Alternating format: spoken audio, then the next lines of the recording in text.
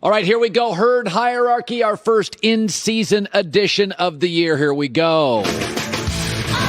Herd Hierarchy. Time is now. Let's go. The top 10 NFL teams according to Colin. Number 10. 49ers, and there are areas of concern. They struggle with mobile quarterbacks. They struggle with Kyler Murray. They struggle with Russell Wilson. They struggle with Lamar Jackson. The league's getting increasingly mobile. Also, wide receiver has been a bit of a problem for them. Emmanuel Sanders gone. Only 41 of the team's 260 yards came from their wide receiver Sunday. And Kyle Shanahan and Jimmy Garoppolo are sleeping in separate bedrooms. I'm seeing a little tension here, some fissures in that relationship. Niners at 10. Steelers. Okay, here's the good news. That defense held Saquon Barkley to a nothing burger. 6 yards, 15 carries. That was impressive. And we knew it was. We knew their defense is good, and they got a very easy schedule, second easiest schedule. I probably should have put them at 9-7 or 10-6, not 8-8. I just didn't know what I was going to get. I said, I got to watch Big Ben play. They look good. They look Pittsburghy, where they're going to win all the games they should. I just don't know if they're next level, but I put them at 9. Buffalo Bills are exceptionally well coached. I'm not sure there's a staff in the NFL that knows the limitations of their players and avoids it, and the strength of their players and leans into it. Josh Allen, they're just taking baby steps and baby steps. Finally he's got 18 rushing touchdowns, by the way, most last 2 years in the NFL. But they finally scored 27 points against the Jets. They finally got into the high 20s. Josh Allen looked a little more comfortable, still erratic. I really do think you don't pay a lot of attention to Buffalo. I think this is a coaching story. I think Sean McDermott and Kyle Shanahan and Sean McVay are the 3 best young coaches in the NFL. Rams. I like them. I'll tell you, Malcolm Brown, the running back, gets no press. That guy's a bull. That guy's good. That guy delivered against Dallas.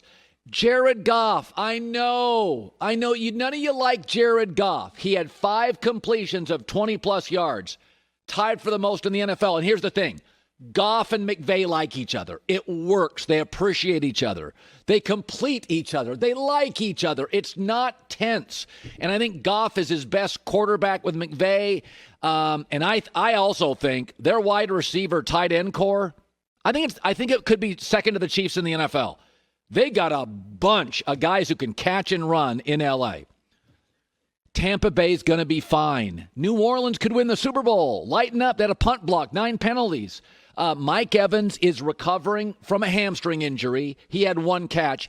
And Leonard Fournette, who's going to become their number 1 back, Leonard Fournette is just learning the system. Those are star players in the NFL. By the way, they go to Carolina this week. Carolina is not good on defense. Mark my words. They're going to score a lot of points this weekend. Going up against that Saints defense is just no day at the beach, and don't overreact. Tampa's offense will be fine.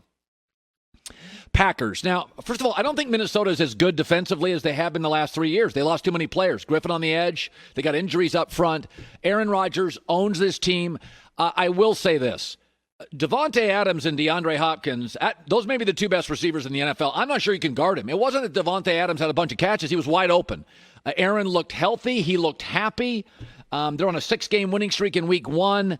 But listen, I don't think Minnesota's very good. That's why I don't have the Packers in my kind of elite 4. But they were impressive. They own week 1. They now currently own the Vikings, and that was nice. Pete Carroll finally said, Russ, I'm going to let you go. No, it's funny.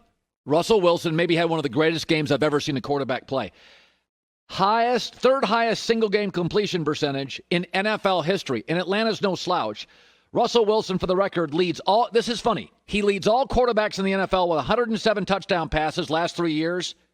No other quarterback has 100.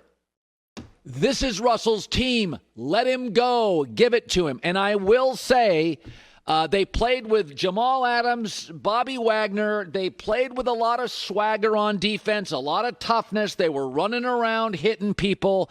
They established that physicality very early on the road. Seattle really impressed me defensively. Saints, they weren't perfect. I mean, Michael Thomas was held to 3 catches. This is a really good football team. And they added 2 smart veterans, Malcolm Jenkins, Emmanuel Sanders. I feel about the Saints kind of like I felt the last 4 or 5 years. Not a lot of room for error. They don't get a lot of cheap touchdowns. You don't get any D-Hop touchdowns. You don't get any Mike Evans touchdowns. They don't commit penalties. They're very efficient. They're great at home. I just don't feel with Drew Brees over the top at his age, you get a lot of free touchdowns, a lot of playmaking ability. But they're well-coached, well-oiled, well-run, really smart, and you can tell from the salary cap next couple of years, they've gone all in on this team. They are hyper-focused on this year, and when you have Drew Brees, who's going to be a broadcaster, in 6 months, that's what you do. Kansas City, currently on a 10-game winning streak. That's including the playoffs last year, longest in the NFL. Now, they're a little top-heavy. They pay a handful of guys a ton of money. I worry about depth in certain positions. Right tackle Mitchell Schwartz is really, really important. He's one of their stars they're not paying a ton to. They're good. And what I liked about week 1, Mahomes has always been a gunslinger. Now he looks efficient. I mean, now he's audibling out of stuff at the line of scrimmage. So now you get the Brett Favre. Brett Favre never graduated to a lot of that stuff. Like Mahomes, now we're in year 3. He was like, I'm going to go from gunslinger, howitzer. I'm going to go to surgical. Oh, that's not good for everybody else. Baltimore, I picked them to win the Super Bowl. They're a machine. Listen, you got to understand. Cleveland's got talent. They beat them by 32 points. Cleveland's not going to lose a game the rest of this year by 32 points. That is unbelievable. I just don't see the flaws. I don't see them.